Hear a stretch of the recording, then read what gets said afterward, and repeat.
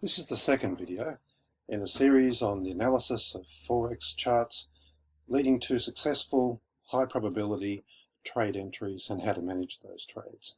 In the first video, I looked at support and resistance, how you identify where the levels should be, the way in which you draw them in terms of being zones rather than lines, and the importance of them, how these levels are the turning points that the market wants to respect, and therefore they're the points you should be interested in when it comes to either entering a trade, for placing stop losses, or for placing take profit levels.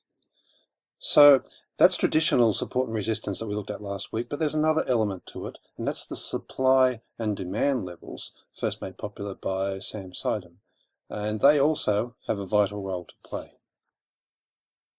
Now, many people might think that his fresh supply and demand zones, as he called them, are really just another name for support and resistance, the same thing, or that one of them invalidates the use of the other. And that's just not true. I found the two work together extremely well, and they are different in concept as well as the practical application. So let's first look at what these supply and demand zones are. Here we are. They're price ranges where basically selling overwhelms buying, and that forms a supply zone, the supply being the amount of sellers in the market, or the other way around, buying overwhelming selling, which creates a demand zone. And it always results in a very sharp impulse move in the market. These occur in line with a trend. You're not going to draw these levels in a ranged market. You're not going to draw them in a counter trend fashion. And they're also more powerful early in the life of a trend. And that makes sense. If you think about it, when the selling overwhelms buying to force a sharp move in the market, is the start of a downtrend. You will occasionally have that happen at the end of a downtrend to finish the trend off, but how reliable might that level be when the price returns to it? Not as much as at the beginning of a trend. And the speed of the move away from the zone, what does that indicate? Well, it says that basically buyers and sellers were out of balance with each other. If it moved down and it creates a supply zone, then it says there were so many sellers in the market that the buyers were overwhelmed. And the chances are, because the price moved away so quickly, that the sellers couldn't get all of their orders filled. And these aren't just your mum and dad Forex traders. No, this is big money. These are investment banks or maybe even central banks. So what can we expect is that if the price comes back to that area, you'll still have big money sellers waiting to get in to force the price down again and maybe on into a great trend. So that creates a high probability zone while that supply or demand zone is fresh. It hasn't been visited yet, or if it has, it hasn't been visited very many times. So that's all well and good, but how do we actually detect them? I'll take an example of a supply zone, but demand zones obviously work exactly the same way, just in reverse. It goes up instead of down. So let's imagine we have the market maybe in a very gradual downtrend like this is. You can see selling slowly increasing, forcing the top points down, and the buying, the low points where the buyers are coming in, are gradually being pushed down as well. And then the market all of a sudden plummets. What does that tell us? Knowing the supply and demand theory is that the amount of supply in the market suddenly greatly overwhelmed the amount of demand. The buyers were kicked out, and the sellers pushed it down so fast that the chances are they may not have all got their orders filled. So, given that, we can draw a zone around that area at which the market was suddenly pushed away. And when the market returns back to it, the sellers are still there. If indeed that was the case, that this occurred, that the sellers did overwhelm it and are still waiting with their big orders, then when this comes back, you will see this. The selling will overwhelm the buying once more, and there'll be a sharp rejection from the zone.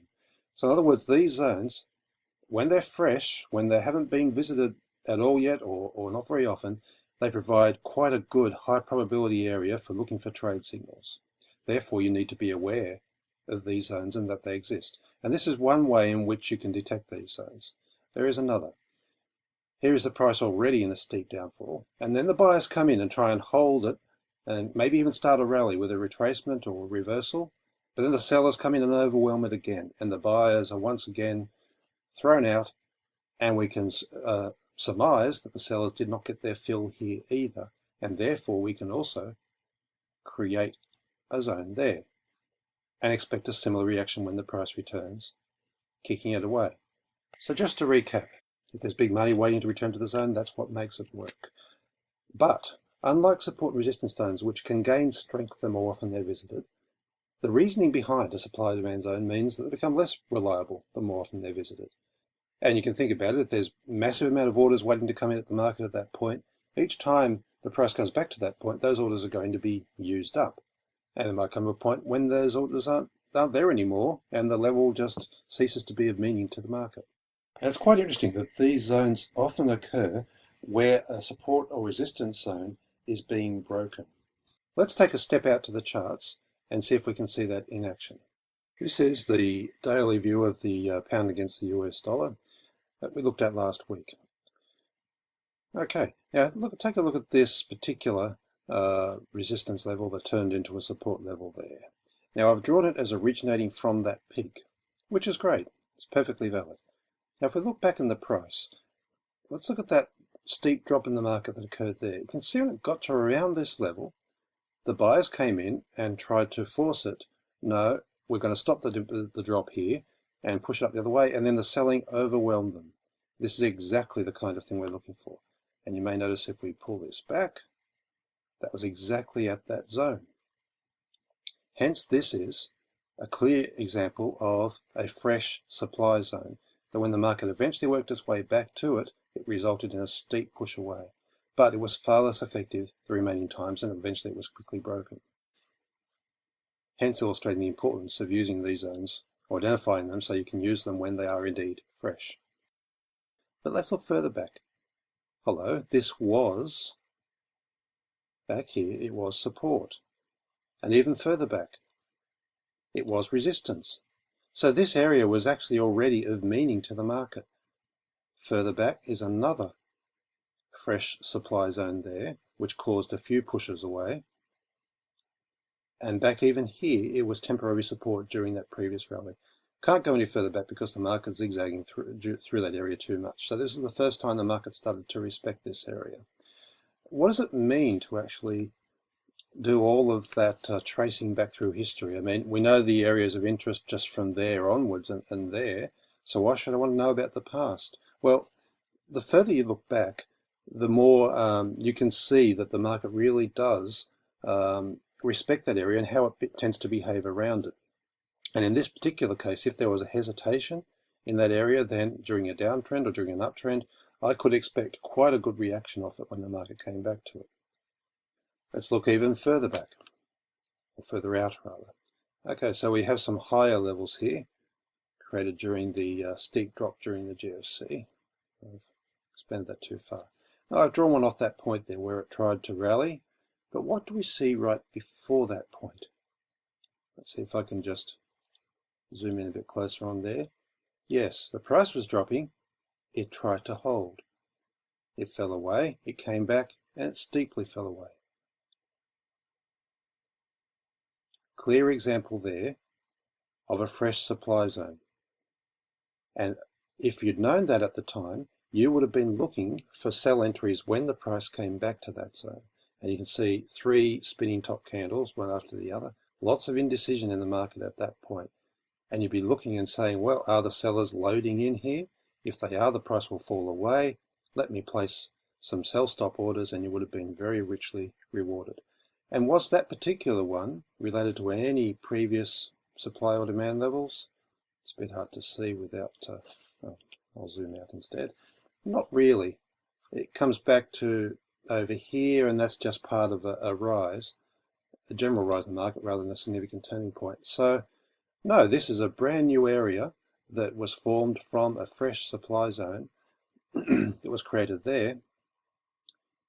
And right now we're in a situation where the price is still under it. So we don't know what's going to happen when the price comes back to it. It could well be that the market will again flood that area with sell orders when and if the price reaches that zone. That brings me to my final point. And that is that understanding the rules behind supply and demand can help you avoid placing support and resistance zones in places where they really don't belong. Now let me give an example, going back again to the pound versus the US dollar chart. Now here I have zoomed out to a weekly view, And okay, there's the fall with the GFC. We were just looking at this particular point here, which on the daily chart shows up as a clear fresh supply zone. And we traced it back to this area where you can see the market is rising in stair-step fashion. Now, as we just looked at, if any of these were going to be a fresh demand zone during this rise, we would expect to see the price move quickly away like it did there, but it can't have come back to it. But it has come back to it. And at each of the times when it moves rapidly away, it comes back and revisits. So what does that tell us when we see a move like that, where the price is continually coming back to retrace? Well, that none of these can be considered fresh demand areas in this case because it's an uptrend, because the price has come back to it. We can assume, therefore, that the buy orders have all had a chance to be entered into the market all the way up. And therefore, none of these particular points, because they're not major turning points, they're just hesitations in the rise, none of them will provide significant support to stop a downtrend in the other direction when there's a reversal. And as you can see, none of them did. Therefore, that'll stop us. So that'll stop us when we see something like this happening from getting our rectangle tool and merrily start drawing in zones all the way up. Because you can see what happens if we do. They're so close that they almost overlap. And then you start saying, well, of what use is that? If most of my area beneath the price, the uptrend in this case, is full of zones, then how do I know which of them are going to work? Well, in this case, none of them can be expected to. None of these are significant turning points, and none of them qualify as fresh demand zones either. Therefore, they need to go. In fact, the only one that could be considered worthy of keeping around in this particular move is there because it acted as resistance and then support after a clear breakthrough. And it almost tried to do the same there, just the strength of the down move pushed through it before there was any kind of move back.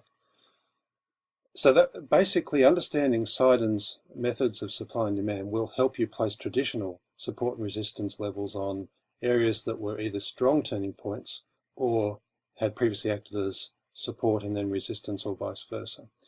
And the only other points we're interested in placing are the actual fresh supply and demand areas. And by fresh, we're looking for the first, or maybe at the most the second return to those areas in order to place trades. I hope this has been of interest and helpful to you. In the next video, we will look at trend lines, but please take the time to make sure that you've grasped the whole concept of support and resistance zones and supply and demand zones properly. Do a lot of practice drawing them on charts and seeing how well they work going back into past history, because the placement of these areas will determine how successful your trades will be. Thank you. I'll see you in the next video.